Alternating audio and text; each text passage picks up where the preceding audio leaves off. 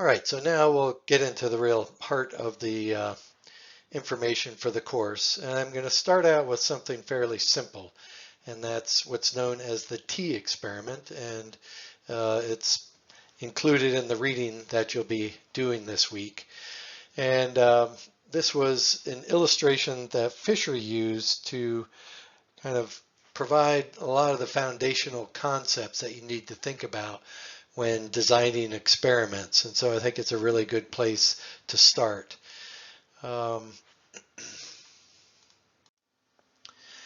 If you don't know who R.A. Fisher was, he was truly a giant in the field of experimental design. He is really considered the father of experimental design and analysis. He developed some of the basic statistical techniques that we still use today, like analysis of variance, developed some of the theory behind that, the likelihood theory, and really developed the foundation of what's known as the frequentist theory in statistics. And he was an unbelievable mathematician. In spite of that, he spent a lot of time focusing on and teaching the philosophy of science, because like Ken Burnham in many ways, he felt that understanding the important fundamental aspects of experimental design was probably more important than knowing how to do all of the mathematical computations associated with conducting and analyzing experimental data. As part of your readings this week, you're going to read a chapter in Fisher's foundational book, The Design of Experiments. And in this book, he talks about a woman, Muriel Bristol, who bristled when Fisher added milk to her cup of tea after the tea was put in.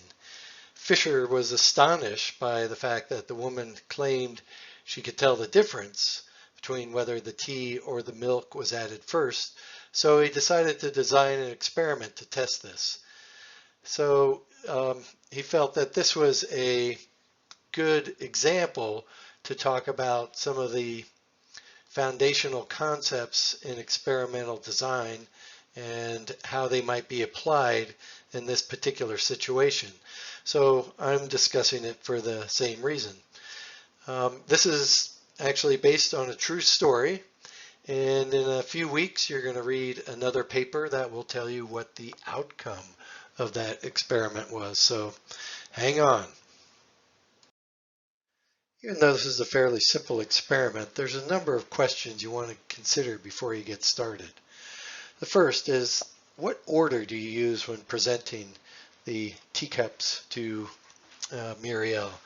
Do you use random presentation, where you randomly choose the order of whether the tea or the milk was put in first, or do you maybe use a systematic approach, where first you give her one and then the other, one and the other? She may catch on to that, so something you need to think about. Secondly is, how many cups do you want to give her? And this really comes down to the question of sample size, and what sample size do you need in order to distinguish a random response, where she might have just gotten lucky and done things right, gotten them all right, from her true ability to distinguish this and give you an answer that's clearly not just a random, not due to random chance, and we'll talk about that. Another thing to consider is how the cups are actually presented. Should you add sugar to all the cups? If so, obviously you want to make sure that you add the sugar in the same amounts. You want to probably use the same sort of cups. You may even consider something such as not letting the person who's presenting the cups to her know which cup the tea was added first. Sometimes people simply knowing whether a experimental unit was treated in a certain way will behave differently, and a subject like Muriel could pick up on that. Maybe they hold their pinky differently when they know that the milk was put in first. And so the double-blind experiment, as we call it, can sometimes be a way around that. Should she be blindfolded so that she's not able to pick up on anything that might be happening when the experiment is being presented? Already mentioned about the double-blind experiment. And then, just the whole question of control. If you're using different kinds of cups, obviously if you're stupid enough to use one type of cup when you put the milk in first and another type when you put the tea in first, she could pick up on that and obviously use it. But if you're using all different types of cups, that could also throw her off, right? It might have a different sense on her palate if she uses a china cup versus a glass cup.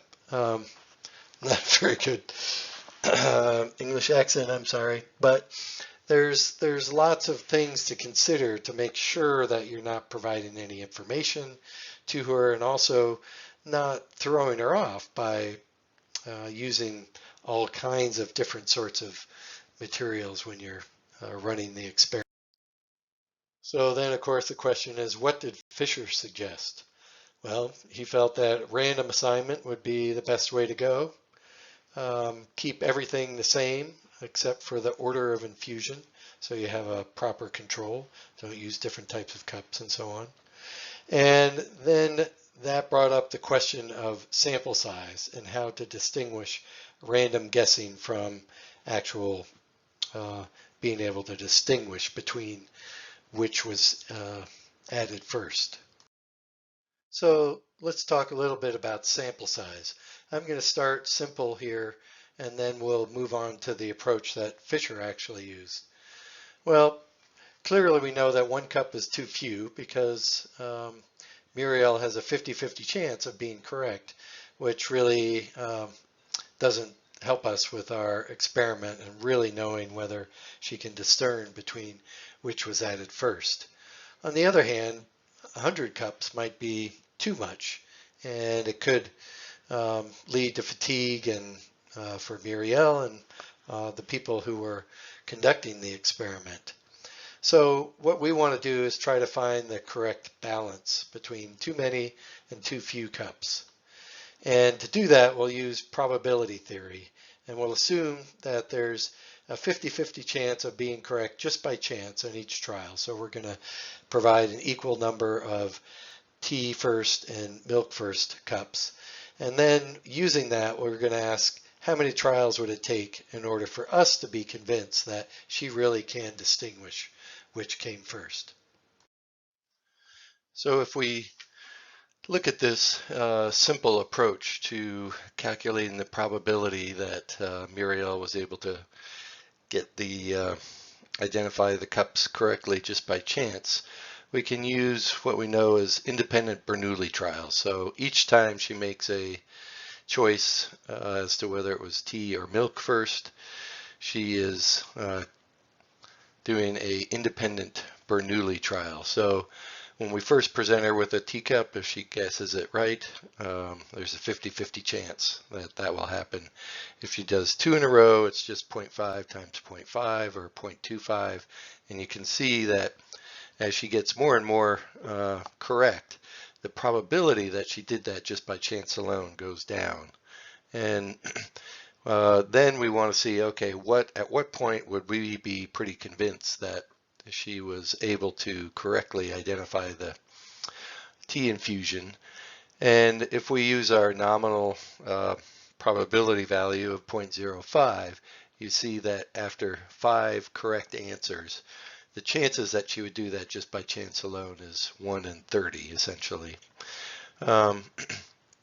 So you might say, well, after 5 times, you'd be good. You wrap it up and say, okay, we're convinced that she can do this. On the other hand, somebody might say, well, 1 in 30 chance, still a pretty good chance that she just guessed right. So you could go and do 6. In that case, it would be 1 in 60 and so on. So, this is where you can see that choosing your probability level is essentially choosing your confidence that this person was able to correctly identify the tea infusion. Fisher used a slightly different approach, but basically the same idea here. So rather than giving her cups one at a time and asking her to say tea or milk, he gave her a series of cups with the idea of, let's let her try each one of these, go back, compare, and that way she'll, have a little better chance of comparing things and perhaps getting it right. So then it becomes a question, well, how many cups do you need in order for, again, the probability that you just get the order correct by chance is very, very low. And you can, again, do this using combinatorics or probability theory. The formula down here, which you don't need to worry about, you don't need to learn, just tells you the number of possible combinations of items or different ordering there can be of n objects, with r of those being different from the other. And it turns out that if you have 4 cups, half of which tea was put in first, half of which milk was put in first, there's 6 different ways that you can arrange those, and those arrangements are all differ from one another. So this kind of gets back to this probability.